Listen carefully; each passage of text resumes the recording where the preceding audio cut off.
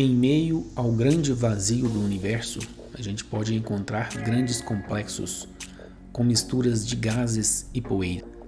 Uma nebulosa, restos de uma supernova. E onde há grandes concentrações desses gases e poeiras, temos aí, então, massa. Formando-se, então, um disco de acreção, com uma concentração de massa sendo acumulada no centro desse disco. E essas massas irão se atrair pela atração gravitacional. Assim, começa-se a formar um aglomerado de poeira e gases. Em alguns milhares de anos, esse aglomerado tornar-se-á tão imenso que a gravidade terá dado origem a massas compactadas. Uma estrela irá nascer. Ao mesmo tempo, o disco também vai formando aglomerados nas periferias desse disco, que acaba originando os planetas. O fato de um aglomerado se tornar uma estrela vai depender de quanta massa foi acumulada. A diferença entre uma estrela e um planeta está então na sua massa. Vamos comparar alguns corpos celestes em questão dessa massa. Lembrando que eles podem ter densidades diferentes, mas, como visualização, vamos tomar aí o tamanho como nossa referência, para a gente ter uma ideia dessa massa. Então, vá acompanhando o tamanho desses corpos e vamos então ter uma noção de quando o corpo adquire uma massa suficiente para se tornar uma estrela. Beleza? Então, segue aí o nosso vídeo.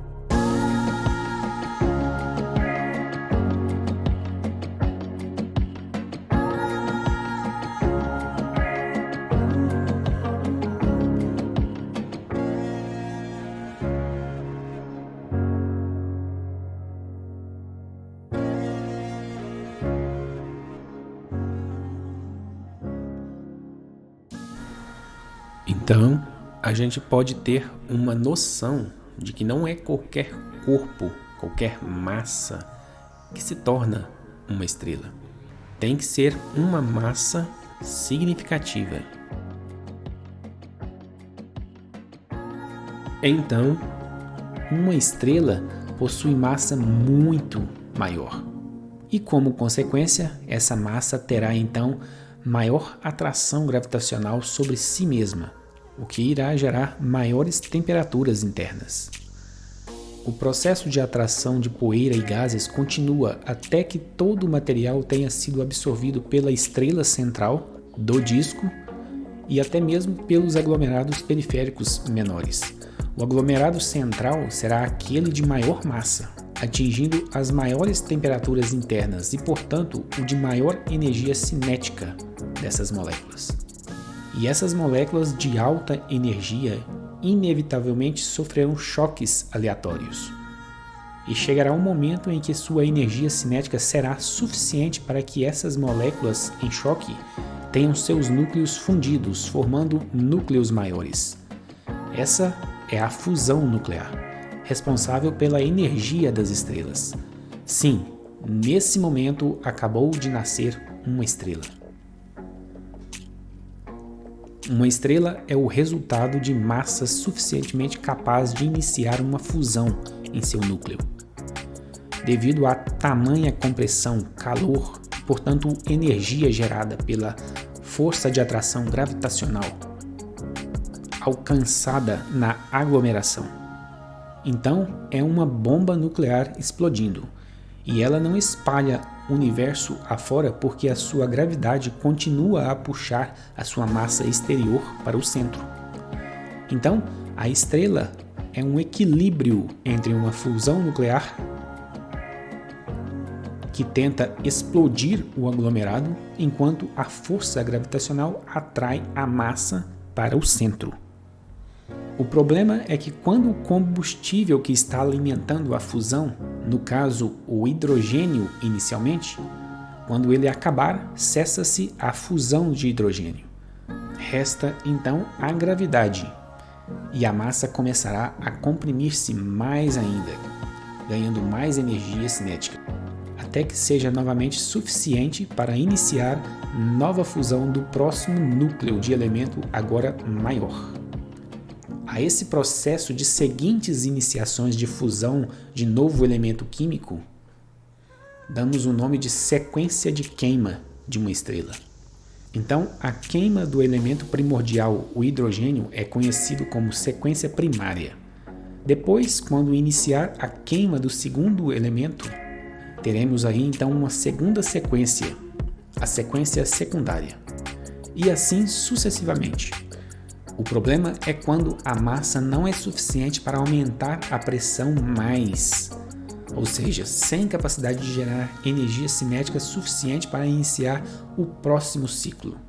Nesse momento, cessa-se a fusão e então sobrará somente gravidade. E agora existem aí duas possibilidades, todas duas relacionadas à massa.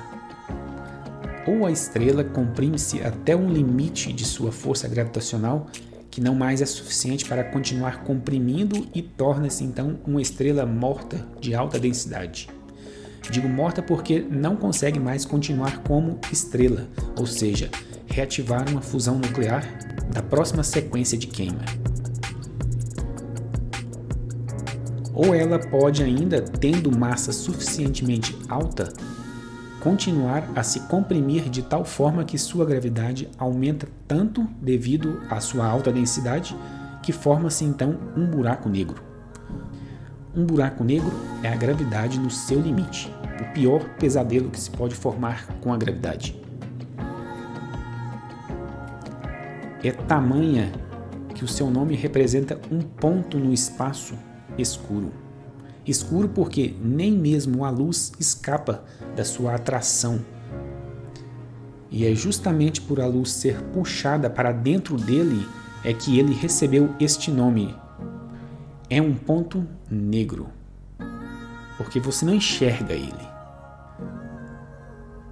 Como veremos, a aceleração da gravidade ela é dada por esta nossa fórmula aqui. Observe que esta aceleração ela aumenta com o aumento da massa do aglomerado. E aumenta também com a compressão e diminuição do raio do aglomerado. Então, para um buraco negro, o G tende para o infinito, uma singularidade. Vamos ver agora detalhes desta força gravitacional gerada por essas massas. Elas formam o que chamamos de campo gravitacional. E se já gostou do vídeo, deixe aí o seu like. Ele vai nos ajudar bastante. E aproveita e se inscreve aí no nosso canal para não perder nossos próximos vídeos, beleza? Então, bora começar? Então, vamos falar de campo gravitacional, criado por uma massa.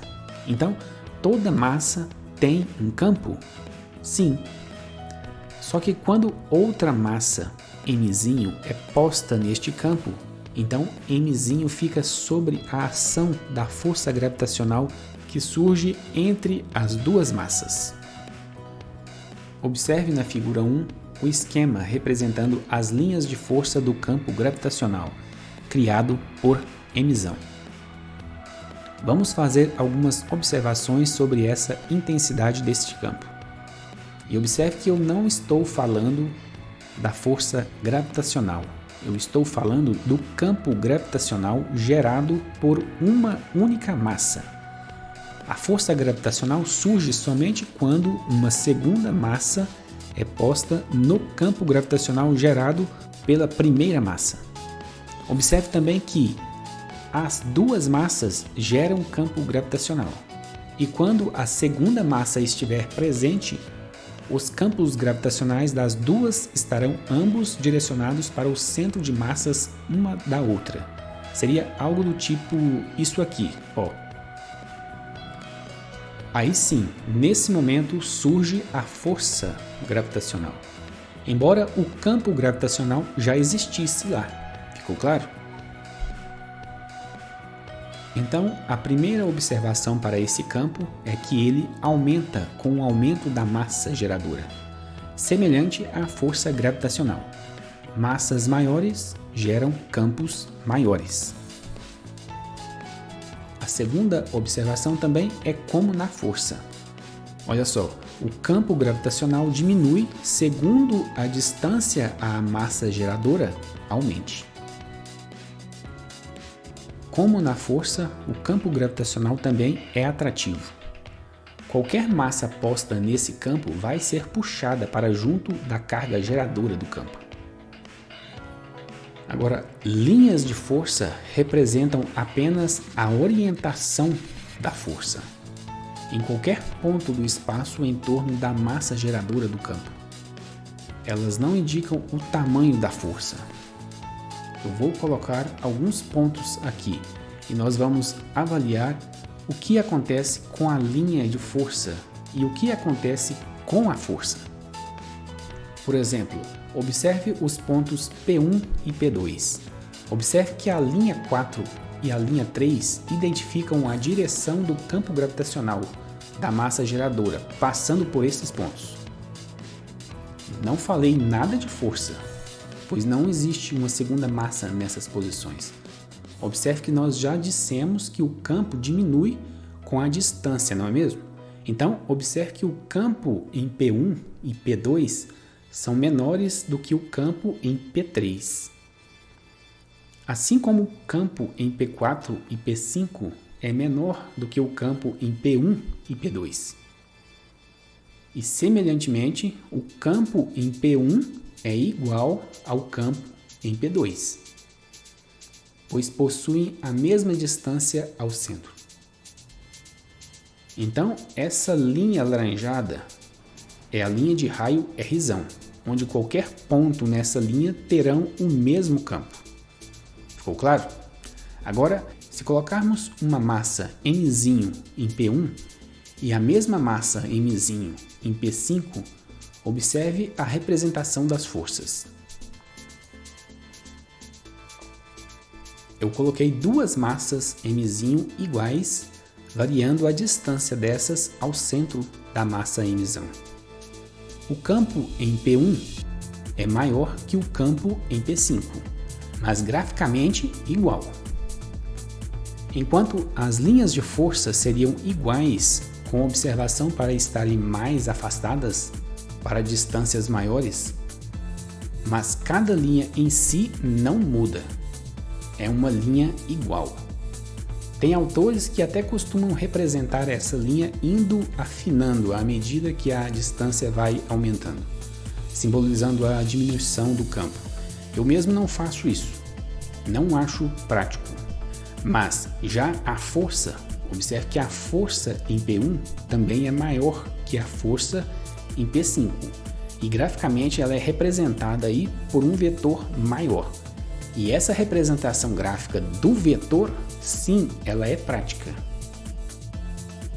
Resumindo então, as linhas de força indicam a orientação da força gravitacional, passando por qualquer ponto no espaço. Como já vimos, as linhas de força têm a orientação do raio da massa geradora do campo. E observe a figura 1. Essas linhas também têm o sentido direcionado para o centro de massa, dessa massa emissão geradora do campo. Então, como já vimos, se colocarmos uma massa mzinho no campo gravitacional da massa emissão geradora do campo gravitacional aqui na nossa figura 1, surgirá uma força gravitacional Fzão. E agora, lembrando aí do nosso estudo de forças, toda força gera o quê? Isso, gera uma aceleração. Então, nossa força gravitacional gera uma aceleração gravitacional. O nosso famoso e conhecido Gzinho. E lembrando, os vetores forças e aceleração sempre terão a mesma direção e mesmo sentido. Tá, então vamos ver um pouco mais sobre essa famosa aceleração. Na parte 1 dessa aula, eu fiz menção a ela, lembram? Vamos falar aqui de novo, tendo a visão agora de campo gravitacional. Então, se uma massa mzinho é colocada a uma distância h de uma massa mzão, surgirá uma força gravitacional de atração entre essas massas. Isso já ficou trivial para nós. Mzinho está no campo gravitacional de mzão. Ou eu também poderia dizer que mzão está no campo gravitacional de mzinho. Qualquer uma dessas duas representações, a força gravitacional seria a mesma. Vamos tomar mzão como nossa referência para a nossa massa geradora de campo. Isso porque uma massa menor tende a orbitar uma massa maior. Beleza? Então vamos ver a aceleração dessa força gravitacional.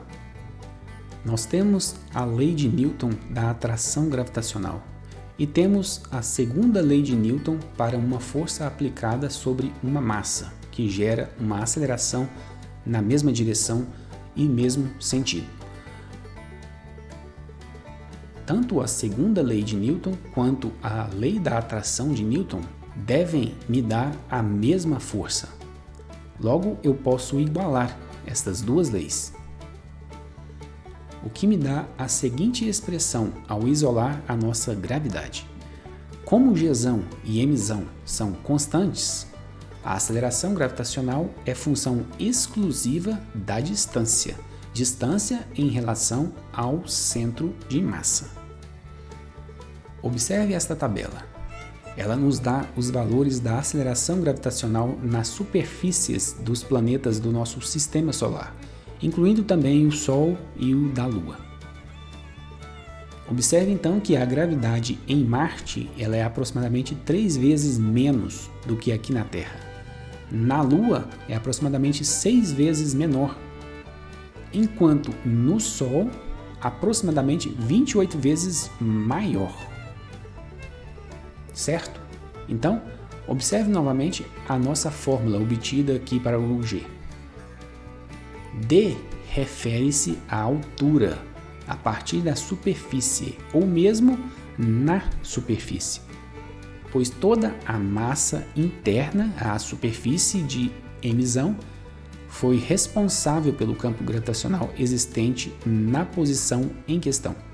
No caso, digo da posição da massa Mzinho. E se essa massa Mzinho estivesse dentro de Mzão? Nesse caso, existiria massa externa àquela posição que não contribuiria para o campo gravitacional. Com isso, que fique claro, a parte da massa Mzão externa à posição de Mzinho não contribui para a criação do campo gravitacional. Vejamos melhor isso. Supondo que a massa emisão seja uma esfera maciça e que eu queira saber qual a aceleração da gravidade para uma posição interna, que eu vou falar aí de raio Rzinho, conforme aqui na minha figura 2, então somente a massa interna de raio máximo Rzinho será responsável pela força gravitacional que possa aparecer nesta altura Rzinho. Novamente, é como se toda a massa interna a este raio Rzinho estivesse no centro de emisão. Logo, G será dada pela nossa fórmula adaptando a massa M' interna e a distância D para o Rzinho.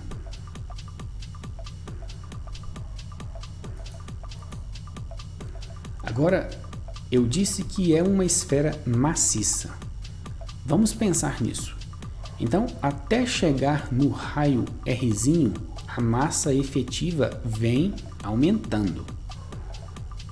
Quando consideramos a posição externa à massa emisão, a massa efetiva era uma única massa emisão, desde sempre. Então, para o caso interno, a massa efetiva será a função do raio. Olha só, vamos considerar que a nossa esfera aqui tem massa específica uniforme μ. Lembrando que massa específica é dada pela razão emisão' e é a massa efetiva interna de raio R sobre o volume dessa massa efetiva. Observe que emisão' é função do raio Rzinho. Antes, emisão era constante.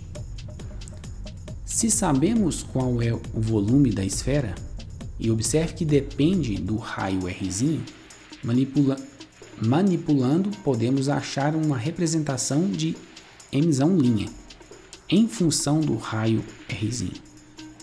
Se substituirmos no lugar da definição que achamos para a gravidade, obtemos uma representação da gravidade Gzinho, que simplesmente difere porque pus em função do raio Rzinho. Todos os termos além de Rzinho são constantes. Então, Gzinho é função do raio Rzinho. E trata-se de uma equação do primeiro grau.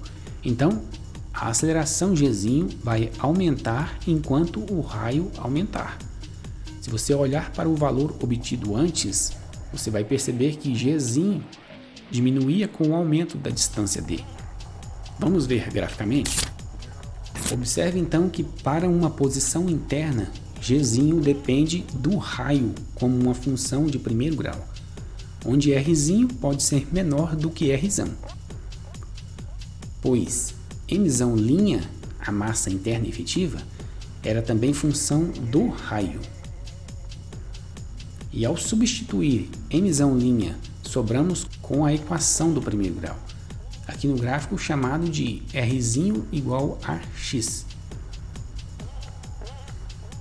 Agora, para Rzinho maior ou igual a Rzão, e aqui igual vale, pois para Rzinho igual a Rzão, toda a massa efetiva está sendo usada. Então, emisão' não é mais função do raio Rzinho. Só para efeito de nomenclatura, a gente costuma chamar a aceleração da gravidade na superfície de G0, ou aceleração superficial. Agora, tem mais um caso que quero comentar. Observe aqui o modelo que nós tomamos como molde.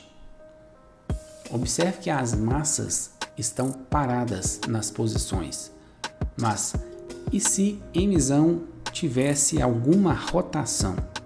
Para simplificar as contas, vamos tomar o caso em que a massa Mzinho esteja na superfície da massa emisão. Estando emisão rotacionando, vejamos um esquema.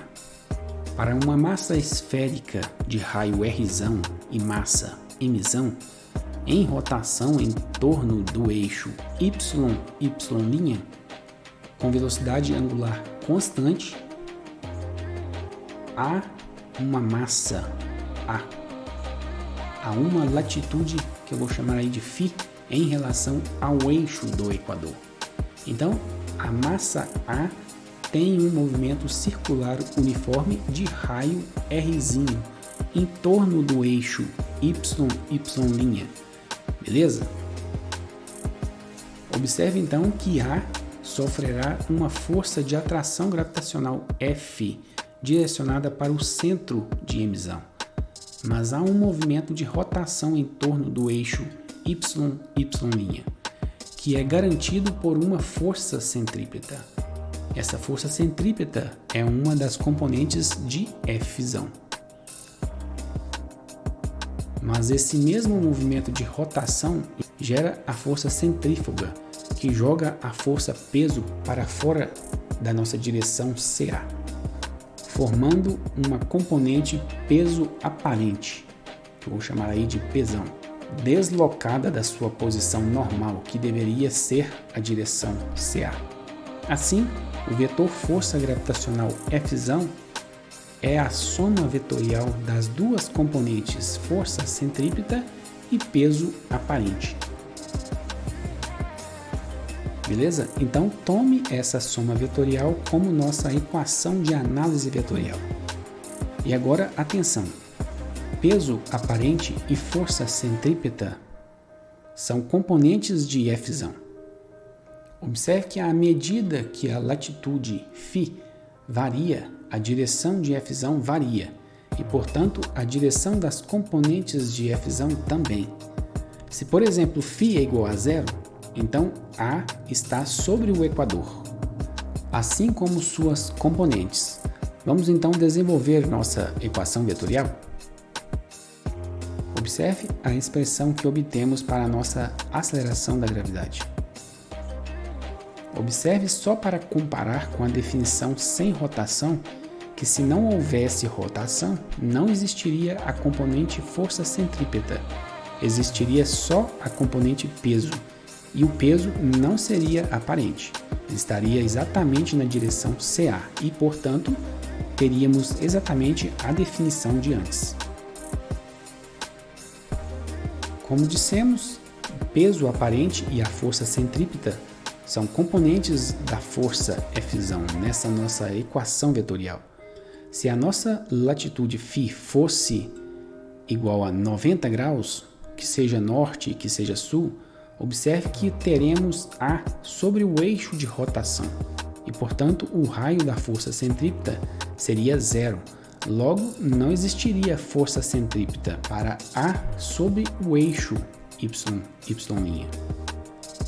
É como se não houvesse rotação. Resta, então, apenas a nossa componente do peso. E como o resultado dessa posição é força centrípeta nula, o peso não sofre deslocamento, ou seja, não é um peso aparente, mas o peso normal. Desenvolvendo então a nossa expressão, obtemos como esperado o mesmo resultado de quando não havia rotação, beleza? Então, gente, finalizamos aqui a nossa aula aí de gravitação. Como eu havia dito, um dos meus conteúdos preferidos. E se você aí gostou, deixa aí o seu like para nos ajudar. Nos ajuda bastante mesmo. E se ainda você quiser continuar estudando conosco aqui, já aproveita e se inscreve aí no nosso canal para receber as notificações aí das nossas próximas aulas. A nossa meta aqui é produzir toda a grade curricular de física, beleza? Para finalizar, já corre lá na nossa playlist de exercícios desta aula. Eu deixei lá uns exercícios top. E, gente, me perguntaram esses dias por que as minhas playlists não possuem os exercícios de numeração do tipo 1, 2, 3, mas normalmente só do tipo 70, 69, 68, 67. Então, é porque o meu material texto, ele dispõe de exercícios por nível de dificuldade. Tem lá a lista nível fácil, depois a lista normal, depois a lista difícil e ainda a lista hard. Eu nunca começo pelos exercícios fáceis, sempre começo por onde eu acredito que vocês mais gostariam de ver aqui no canal, ou seja, aqueles mais difíceis, beleza? Mas qualquer dúvida também pode deixar aí nos nossos comentários, que eu estarei discutindo aí com vocês, beleza? Então vai lá e manda ver. Um abraço e fui!